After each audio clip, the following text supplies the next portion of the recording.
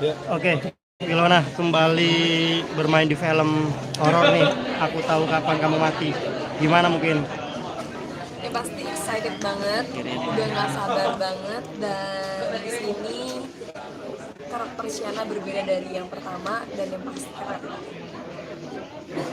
Tantangannya apa yang kedua ini?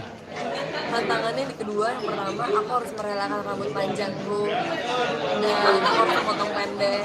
Terus aku harus totally dari look harus banyak berubah. Jadi udah tidak boleh terlihat fresh karena ceritanya kurang tidur, depresi dan segala macam. Bawah mata segala macam suara aku harus pertahankan untuk ada suara-suara serak dan berat, tidak boleh suara yang terlalu lembut lagi. Dan karakter sih ya, karena kita punya waktu reading lumayan singkat, 7 hari, dan ditambah tadi lokasi syuting sisanya. Jadi itu yang bikin lumayan banyak preparation, itu lebih ke yang nyata dulu aja deh, kita harus rubah-rubahin. Berarti selama proses syuting, Jadi emang aku menyarankan ke Om Andi, saat Om Andi lagi mendiskus tentang karakter, aku menyarankan gimana kalau warnanya seperti ini, gimana kalau bentuknya seperti ini. Dan atas persetujuan dari produser dan saudara, akhirnya terbentuklah look seperti ini. Tapi nggak sefresh ini ya nanti. Harus potong rambut yang terbiasa panjang, sedih nggak sih Lena? Lumayan, jadi aku kayak nyari rambut aku, kok rambut aku jadi pendek, hilang gitu, jadi cuma dikit rambutnya. Mana nih rambutnya, mana? Tapi ya udah nggak apa-apa, demi aku tahu namanya Om Andi juga. Berarti dalami orang yang depresi sulit apa sih untuk pendalamannya?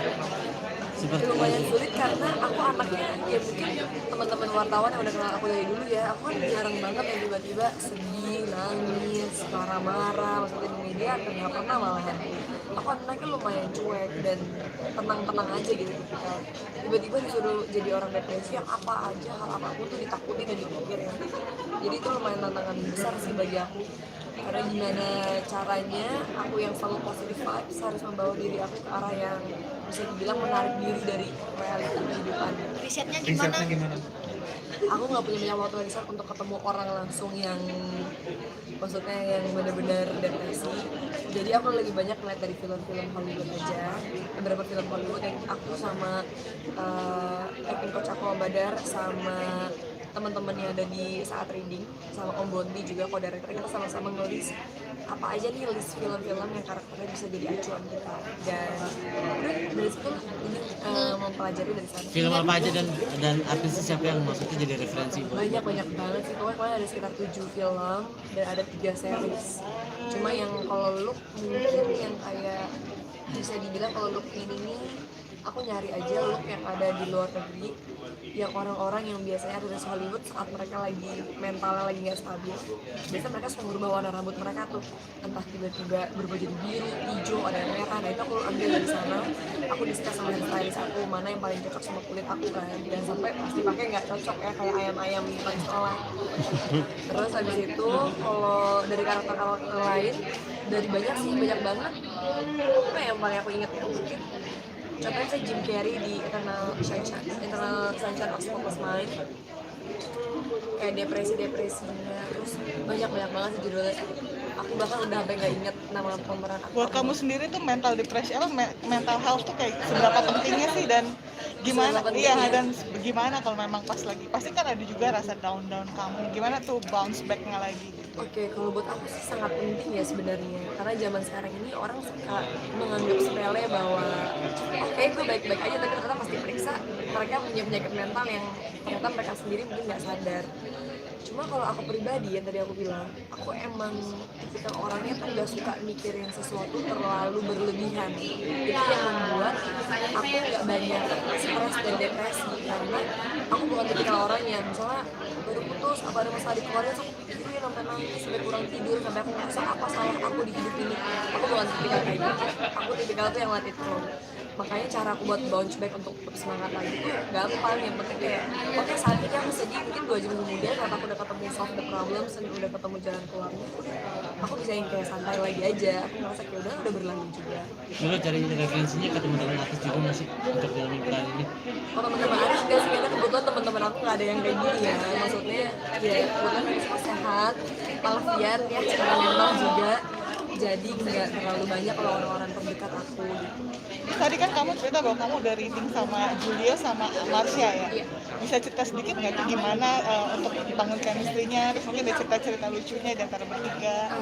Reading sama mereka tuh lucu ya, karena maksud aku sama Masya udah kenalnya dari Black Seal, sama Julio baru pertama kalinya. Cuma aku gak nyangka ketemu dengan orang-orang baru di project baru tuh akan cepet buat bangun chemistry-nya. Terus sama mereka kita nggak butuh waktu lama, tiba-tiba udah deket, udah bisa saling bercanda-bercandaan, kata-kataan, udah bisa saling sharing food, sharing. Jadi kayak aku ngerasa ini lumayan cepet lah pembangunan chemistry paling cepet.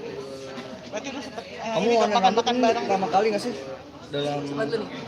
Nggak, jadi sempat kali sharing food apa gitu, berarti sering makan, apa udah sempet jalan bareng, makan bareng. Jalan belum, tapi kita banyak habisan waktu di tempat reading. Di tempat reading itulah kita yang kayak misalnya tiba-tiba kayak tadi Judo kayak pesen burger vegan, kamu cobain deh. Terus misalnya pesan makan mie, cobain nih kayak gitu. kalau kamu warna rambut baru pertama kalinya atau sebelumnya udah pernah? Warna ini kayak pertama kalinya deh. Maksudnya kalau in real life sesungguhnya aku nggak mungkin warna begini kan. Maksudnya aku hitam coklat udah paling maksimal. Beda nggak sih? Awalannya tuh sempet kayak astaga, kenapa Natasha Wilona tiba-tiba biru-biruan begini ya kan. Tapi ternyata pas aku foto, terus aku kayak posting di TikTok dan di Instagram aku, ternyata komentar orang pas gak ada yang buruk gitu loh. Semuanya malah pada kayak ih fresh deh, tumben ngeliat Kak Wilona rambutnya pendek, tumben kayak gini. Jadi aku kayak tapi cocok juga ya, walaupun biru banget. Ini permanen apa gimana, Wil? Ini permanen. Tapi nanti aku next selesai project ini, next project udah nggak mungkin biru lagi. Berarti memang lebih nyaman ke hitam ya? Kalau buat kehidupan sehari-hari lebih nyaman hitam ya, karena kan kebetulan aku tidak mencari jati diri lagi ya. Kamu jadi ketagihan nggak sih mau nyoba warna lain atau gimana? Ketertarikan warna rambut dengan warna lain setelah Enggak sih, enggak ya. Aku enggak tertarik buat tiba-tiba harus diganti jadi hijau, kuning, oranye, enggak. Aku pengennya normal aja warnanya. Tapi kalau buat karakter, anything I do lah. bilang ini kan ada proyek horor yang kesekian kan? Iya, lebih ke keempat. Apa pengalaman yang seru mungkin? Film horor itu adalah film yang paling aku sukai. Mungkin ini fun fact-nya adalah orang berpikir, oh Silona pasti sukanya kayak film drama atau enggak romance atau enggak ya udah deh yang cinta-cintaan yang remaja. Sebenarnya aku suka banget film horor. Aku benci film horor, misteri, science fiction dari kecil. Jadi kalau ditanya cita-cita kamu tuh kalau udah main film apa sih? Aku pengen banget deh main film horor, aku kebanting-banting ya, aku kayak di green screen tiba-tiba aku ditarik sama hantu. Aku malah pengen kayak gitu. Makanya pas dapet tawaran film horor, aku tuh tipikal yang ada film horor apa? Terus ada dua tawaran, drama sama horor. Ada horor lagi, bye drama, aku ambil horor dulu gitu. Jadi ketagihan ya, Wil? Ketagihan. Bukan ketagihan sih, karena emang apa ya, aku suka tantangan aja. Maksudnya I've been doing drama and romance for almost 13 years, kayaknya 13 tahun sejak aku umur 9 tahun awal aku berkarir, berarti udah mau 14 tahun deh. Jadi kayak saat aku tiba-tiba main film horor yang kesannya tuh percaya nggak percaya, kesannya kayak jump scare banget, buatannya itu loh yang kayak semuanya momentum kan di film horor. Kita mau acting pemain sebagus apapun, kalau momentum hantu sama kita nengok sama musik nggak pas, jelek aja udah kelar. Jadi itu yang seru tantangannya. Ada titik jenuh berarti di drama sendiri. Nggak jenuh sih, tapi kayak ya udah aku udah tahu gitu polanya kalau drama dan romance pasti kisahnya begini. Awalnya happy berakhir sedih, atau enggak awalnya sedih berakhir happy. Ya. Nggak ada Selama tantangan ya. horor kemarin itu ya dari ini ada pengalaman-pengalaman yang menyeramkan sendiri ya? Enggak sebetulnya kalau aku orangnya bilang positive vibes. Aku nggak pernah kepikiran apa-apa. Jadi orang-orang sekitar aku yang mungkin kayak ada saya kejadian kesukaan atau digangguin. Tapi kalau aku enggak sih. Kayaknya nggak tahu karena nggak peka juga kali. Jadi nggak ada Yang kamu excited untuk syuting nanti ini apa di film ini? apa?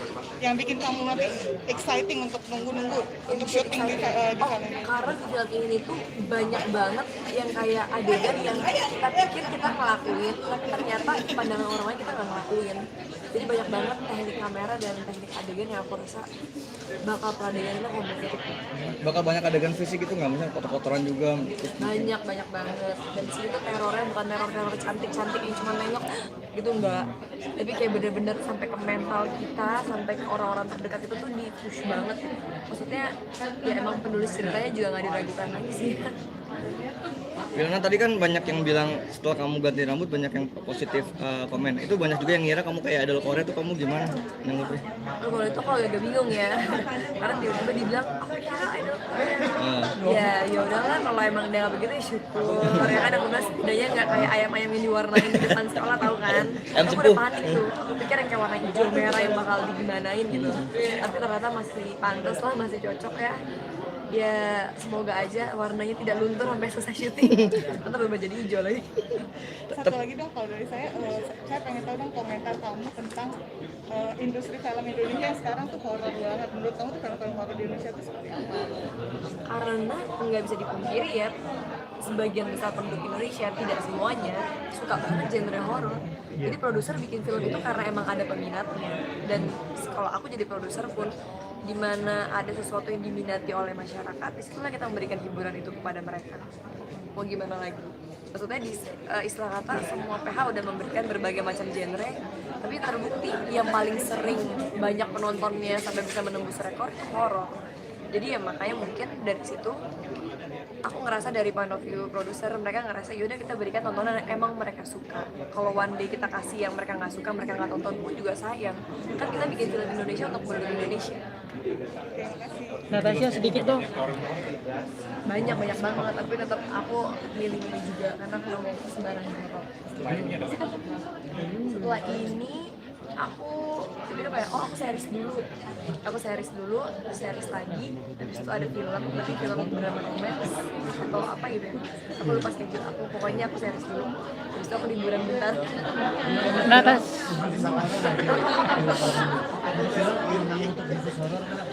Enggak juga sih, tapi aku ngeliat kalau yang ceritanya seru dan menantang bagi aku yang kayak ada tantangannya, pasti aku jabanin lah istilah kata, kayak berani kotor itu baik. Asik.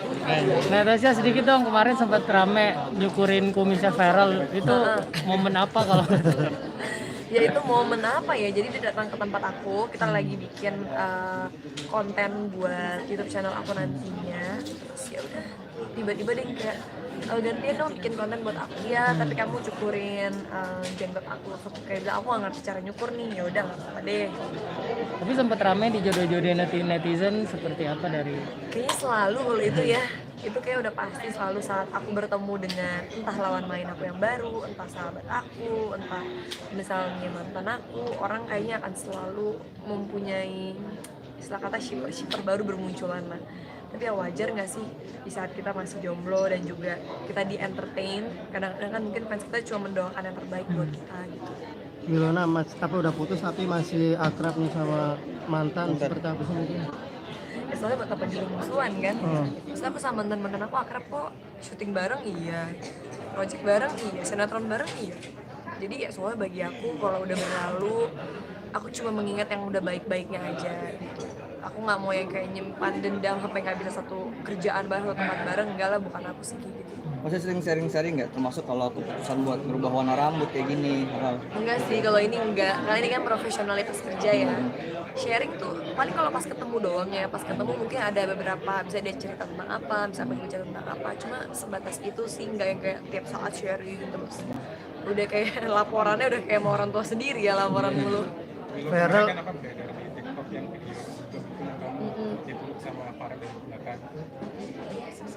itu udah lama kah atau Itu acara apa? Oh, udah lama banget sih, udah lama banget. Cuma ya mungkin aku nggak tahu entah karena Feral juga udah mau terjun ke politik kali ya, jadi kayak mungkin di apa lagi. Tapi ya udahlah, mau gimana lagi. Tapi sempat curhat nggak sama kamu tentang keputusan dia untuk terjun politik? Curhat sih, ya dia lebih kayak ngasih tahu doang kayak oh iya ntar aku kayak bakal begini nih, bakal terjun politik. So kayak ya aku cuma bisa mendoakan yang terbaik ya, karena waktu itu aku yakin setiap orang udah mikirin matang-matang. Tapi ada juga nggak sih Wila buat terjun politik sama Vera? Enggak sih, tapi aku emang sempat diajak juga sama orang lain buat terjun politik. Cuma kayak tahun ini cuma belum dulu lah udah. Tapi emang ada keinginan?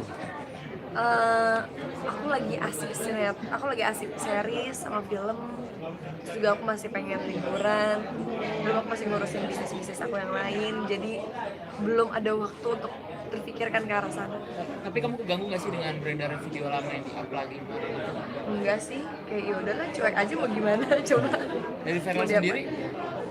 Karena balikan. Kayaknya dia nggak ngebahas apa-apa ya pas kita ketemu juga. Kita pas ketemu nggak ada ngebahas itu sama sekali. Kayaknya udah kita berdua sama-sama santai aja, mau gimana coba. Bilo, kamu gimana sih ngejaga komunikasi tetap bagus tapi nggak baper sama mantan itu? Kan nggak banyak yang bisa kayak gitu. Nggak tahu ya, kayak begitu aja gitu, nggak ngapa-ngapain sih, cuma ya tiba-tiba begitu aja. Kayak pokoknya aku tipikalnya orangnya tuh nggak suka nyimpan dendam sama orang. Aku juga nggak yang suka musuhan sama orang. Jadi kalau orang itu baik sama aku, pasti aku akan baik sama dia. Tapi kalau dia misalnya menjaga jarak atau dia misalnya nggak baik sama aku, ya udah mungkin aku cuma diem aja. Kamu sama mantan kamu kan masih berkomunikasi dengan baik atau emang sama Feral aja yang masih komunikasi masih enak? Terakhir sama Steven masih syuting bareng, bahkan sinetron bareng hampir berapa bulan. Cuma ya udah gitu aja. Nggak takut CLBK atau balikan? Enggak lah, karena kita kan anggapnya positif thinkingnya adalah saat kita lagi bekerja, kita harus fokusnya adalah profesionalitas di atas segalanya. Istilah kata makanya kan dibilang mau badai topan, orang-orang yang emang udah di entertain tuh udah ngerti lah, harus tetap show, ya udah show must go on, harus tetap berjalan aja gitu. Nah, batasan apa tuh yang akhirnya kamu terapin supaya nggak CLBK, supaya nggak mungkin ada rasa-rasa lagi? Nggak ada sih, nggak nerapin apa-apa ya, kayak let it flow aja lah, jalan-jalan aja gitu. Maksudnya nggak yang aku nggak boleh begini ya, dia nggak boleh begini, nggak juga. Karena apalagi kalau udah sama-sama dewasa, lama-lama ngerti juga sih. Batasnya?